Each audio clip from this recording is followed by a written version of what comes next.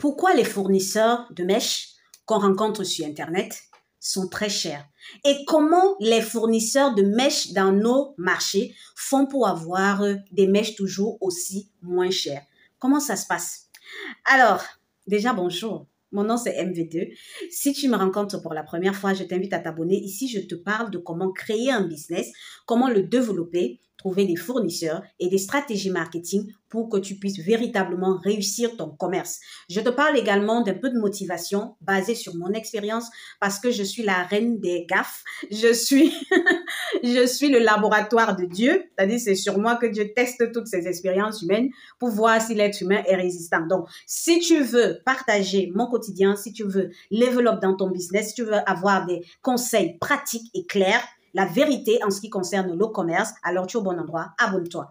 Dans cette vidéo, je vais parler d'un point qui est très important et que moi-même, je me suis posé pendant longtemps.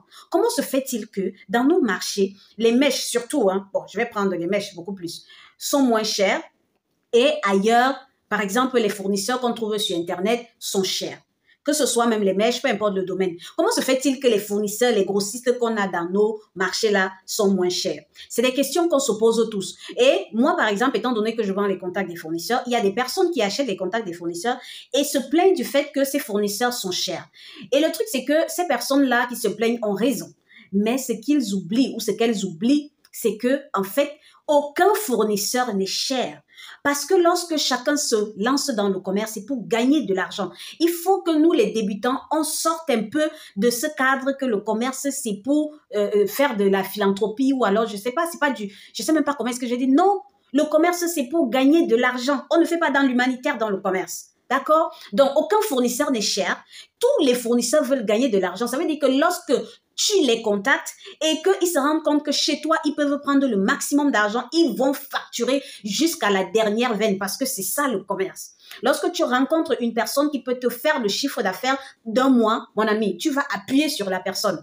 Après, ce n'est que nous, les petits commerçants, là, qui passons le temps à saboter les gens sur Facebook, ah, tel est cher, ah, tel est comme ça. Non, ça n'a rien à voir avec le cher ni avec la personnalité de la personne. Moi, si je te vends un produit à 200 000, 400 dollars, 500, c'est pas parce que je suis méchante, c'est parce que je dois me faire de l'argent. C'est comme ça que ça marche. Donc, il faut déjà arrêter de penser que les contacts des fournisseurs que tu as ou que tu as achetés, que ce soit chez moi, que ce soit chez quelqu'un d'autre, vendent cher. Non. Tout est une question de pouvoir d'achat. Ton pouvoir d'achat, c'est ça qui détermine le montant ou le prix que le fournisseur va te donner. D'une manière très concrète, ça signifie quoi? Les fournisseurs qui vendent ou les grossistes qui sont dans les marchés, tu te dis qu'ils partent en Chine ou alors viennent ici en Turquie acheter des marchandises d'1 million, de 2 millions. Tu penses vraiment qu'ils viennent même seulement pour acheter pour 5 millions? Mais c'est des centaines de millions que les gens viennent. Dans la plupart des marchés, ils se réunissent, forment un groupe et partent voir un fournisseur et disent au fournisseur, bon voilà, on a tel montant, on veut tel produit. Est-ce que tu penses que ce fournisseur donnera le même prix qu'il va donner à ces personnes-là? Il va te le donner. Est-ce que tu penses que c'est faisable? Et je te dis que c'est pas de l'humanitaire. Là, on parle du fric. Il faut gagner de l'argent. Et il va donner ce prix moins cher tout simplement parce qu'il sait qu'il va gagner sur le volume. Est-ce que tu comprends ça? Il faut arrêter de dire que les gens te vendent des contacts qui ne sont pas fiables ou qui vendent cher. Tout est une question de pouvoir d'achat. Bien évidemment, tu peux tomber maintenant sur des personnes qui exagèrent, mais tout dépend de ta capacité à négocier. Tu as compris? Et de ton pouvoir d'achat parce que l'argent commande le monde, qu'on le veuille ou non. L'argent peut modifier les comportements, qu'on le veuille ou non. L'argent peut également imposer ton fournisseur de te donner un bon prix parce qu'il sait qu'il va gagner au niveau du volume. Et c'est comme ça que les fournisseurs de ton marché font. Maintenant, si tu te poses encore la question, ok, comment toi tu peux faire pour avoir ces prix-là, pour avoir des prix bas? Déjà, j'ai envie de te dire qu'avec ces personnes-là, tu ne peux pas rivaliser. Tu ne peux pas rivaliser si tu cherches à avoir un grossiste, tu cherches à avoir un contact de fournisseur qui va te vendre les mèches moins cher que ce qu'on vend au marché, alors tu te trompes. Là, peut-être si tu veux avoir ces prix-là, il faudrait que tu mettes le prix. Regarde le nombre de grossistes qu'il y a au marché. Tu ne peux pas rivaliser. Il faut que tu arrêtes de te mentir. Maintenant, même pas seulement au marché, il y a maintenant également d'autres personnes qui sont même sur Internet également qui vendent un peu moins cher par rapport même aux fournisseurs que tu as achetés ou alors aux fournisseurs que ce soit sur Alibaba ou sur Internet, je ne sais pas où tu les as trouvés, tes fournisseurs. Et tout simplement parce qu'ils appliquent le même système qui est celui de la quantité. Plus tu achètes en quantité, plus tu auras de meilleurs prix. Ça, il ne faut pas l'oublier. Il y a également les semi-grossistes qui sont sur Internet, ces semi-grossistes que tu as envie de battre là, parce que tu as envie d'être aussi semi-grossiste. Mais ce que tu ne sais pas, c'est que la plupart des semi-grossistes là, ils intègrent des réseaux où on se réunit pour pouvoir passer les commandes. Quand j'ai commencé à vendre les contacts des fournisseurs, j'avais créé un groupe. Toutes les personnes qui achetaient les contacts des fournisseurs, je les mettais dans ce groupe-là. Les gens n'ont pas compris le but du groupe. Le but de ce groupe, c'était de permettre aux gens de se réunir, de pouvoir s'organiser pour pouvoir passer les commandes. Mais on a un problème, nous les petits commerçants, surtout les gens pauvres. C'est la concurrence inutile. C'est-à-dire qu'il faut absolument qu'on fasse quelque chose pour prouver à notre voisin on a plus que lui, on est plus fort que lui. C'est très bien, c'est bien de pouvoir. La concurrence, c'est ça qui fait le marché. C'est une autre part de concurrence que nous on a là. C'est grave. Du coup, plusieurs personnes ont acheté les contacts des fournisseurs et jusqu'à présent n'ont rien fait avec. Parce que plusieurs personnes, la seule chose qui les intéressait, c'est de pouvoir passer les commandes individuellement pour pouvoir montrer à d'autres personnes qu'elles ont passé les commandes et qu'elles ont commencé le business. Bienvenue dans la concurrence. Pourtant, si ces personnes-là se réunissaient et réunissaient de l'argent pour pouvoir passer les commandes, les prix n'allaient pas être les mêmes, mais il faut toujours tout dire. Malheureusement, j'ai dû fermer ce groupe parce qu'il ne servait à rien. C'était plutôt un autre groupe que j'avais créé pour m'abattre personnellement parce que, comme j'ai dit, la concurrence, c'est la concurrence. On n'a pas besoin de ça. On n'a vraiment pas besoin de ça. Regardez comment les Chinois eux-mêmes ils fonctionnent. On n'a pas besoin d'être concurrent lorsqu'on est pauvre. On n'a pas besoin. Bref, on continue. Le deuxième point. Là, je vais revenir dessus un autre jour. Maintenant, il faut également savoir une chose.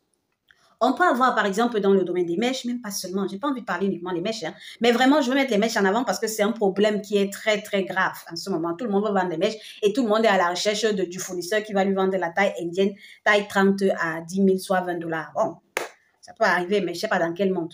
Donc, ce que je dis maintenant, à ce niveau, c'est quoi? C'est que lorsque, par exemple, ces fournisseurs partent dans les marchés, chez les grossistes, que ce soit en Chine, que ce soit, peu importe ce que tu veux commander, ces fournisseurs, parce qu'ils ont un pouvoir d'achat élevé, ont la possibilité de demander aux producteurs de modifier légèrement la qualité du produit. Si je parle de beaucoup plus au niveau des mèches, tu peux avoir la même perruque. Vraiment, les histoires qu'on dit que toucher la perruque, là, c'est une erreur fatale. Le domaine des mèches, c'est très difficile de pouvoir vraiment savoir quelle est la meilleure qualité, surtout quand on est novice comme ça. C'est au fur et à mesure, avec l'expérience et tout, que tu peux développer des réflexes. Parce que tu as l'habitude de toucher les mèches à gauche à droite. Mais quand tu es débutant, si tu pars sur la base du toucher, là, on va t'arnaquer très mal. Parce que les fournisseurs, nos fournisseurs ont la possibilité d'aller chez les producteurs, leur demander de faire les mèches toujours plus souple, mais de réduire un composant interne. C'est-à-dire qu'à vue d'œil, au toucher, la mèche, elle est bonne, mais le composant interne, il est réduit. Du coup, le prix également va être réduit. Peu importe le domaine dans lequel tu vas te lancer, même si c'est les vêtements, c'est faisable.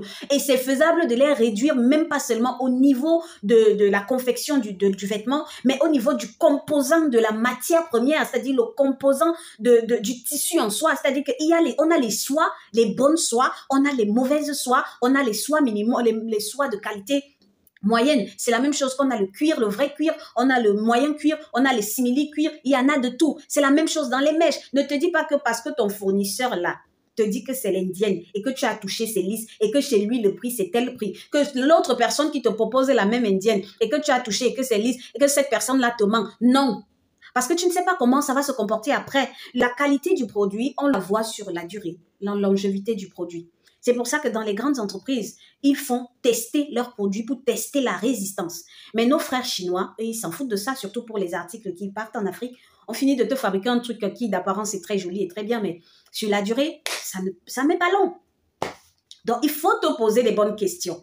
Si on répète que vraiment, c'est pas moi qui te mens. Ce n'est non plus tous ceux qui sont autour de toi qui te mentent. C'est toi le problème dans le sens où il faut que tu te poses les bonnes questions. Et moi-même, la première, parce que moi-même, pendant longtemps, je ne me suis pas posé les bonnes questions dans tous les business dans lesquels je me suis lancée. Mais maintenant, j'ai appris de mes erreurs et c'est pour ça que je viens faire une vidéo avec autant d'aisance. Je n'ai pas écrit, je n'ai rien fait. Je te dis ce qui est vrai parce que c'est ça qui est.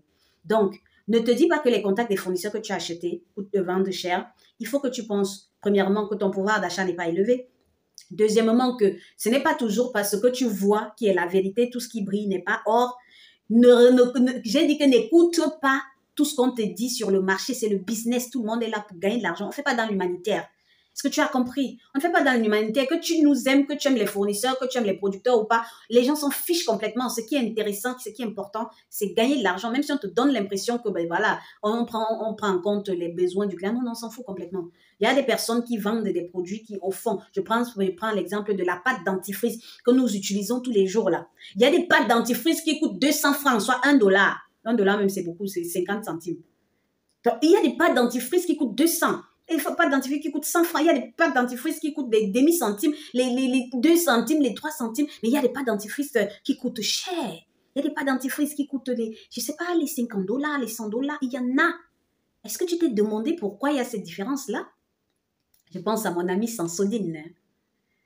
Parce que les composants de chaque produit dépendent de plusieurs paramètres. Si tu pars sur la base que tu achètes juste la pâte dentifrice et que tu mises sur le prix, tu as de fortes chances de tomber sur la pâte dentifrice qui n'est pas de bonne qualité. Parce que les producteurs et autres, les producteurs ne ramassent pas la matière première et aussi parce qu'eux-mêmes, ils veulent gagner de l'argent. Donc, il faut que tu arrêtes de te leurrer. Il faut que tu te dises que tu es dans le business et dans le business, c'est la loi de la jungle, mais tu dois être intelligent toi. Maintenant, quelle est la solution? Par exemple, lorsque toi, tu as un petit produit, parce qu'il ne suffit pas de te tirer dessus, mais quelle est la solution lorsque toi, tu as un petit budget et que tu veux te lancer? Moi, je conseille toujours aux gens de commencer avec les locaux. Moi, je veux que les gens achètent chez moi, mais souvent, quand quelqu'un me dit « j'ai 100 000, j'ai $200 », ça me fatigue parce que je me dis « cette personne n'a rien compris ». Quand tu as un petit budget, commence avec les locaux. Jusqu'à un certain niveau, commence avec les locaux jusqu'à ce que tu aies la possibilité de mettre du poing sur la table pour que certains fournisseurs te fassent des rabais. Commence avec les locaux. C'est vrai que les locaux commandent en quantité et souvent la qualité sur le long terme n'est pas bonne. Et c'est à ce moment-là que lorsque tu auras beaucoup d'argent, tu pourras aller maintenant à l'extérieur. Il n'y a pas de problème pour chercher quelque chose d'un peu plus de bonne qualité. Donc, commence avec les locaux. Ou alors, très simplement, commence d'abord par comprendre comment tout ça fonctionne, c'est-à-dire forme-toi dans le business. Et c'est pour ça que j'ai mis l'offre que j'ai mis sur pied là, qui est la formation. L'offre de 200 000 ou 400 $, là, j'ai décidé de la mettre sur pied parce que je me suis rendu compte qu'en fait, tout ce qui échoue là, moi-même la première, si j'ai échoué, c'est parce que j'ai négligé plusieurs points. Et c'est ces points-là, quand je les ai mis sur pied, mon business a commencé à fonctionner un peu. Maintenant, je peux dire que je fais du commerce. Je peux le dire avec fierté que je suis entrepreneur, chef d'entreprise, parce que je prends en compte tous les éléments possibles. Donc, si toi aussi, tu veux véritablement devenir chef d'entreprise, commerçante à succès, cette offre, tu dois la saisir. L'offre de 200 000 soit 400 $. Je vais te donner les contacts des fournisseurs. Je vais t'expliquer comment ça fonctionne concrètement dans la vraie vie. Je vais t'aider avec les stratégies marketing parce que les gens se focalisent beaucoup plus sur le prix sans savoir qu'il y a le téléphone iPhone qui se vend aujourd'hui à des centaines, des milliers de francs CFA, à des milliers de dollars.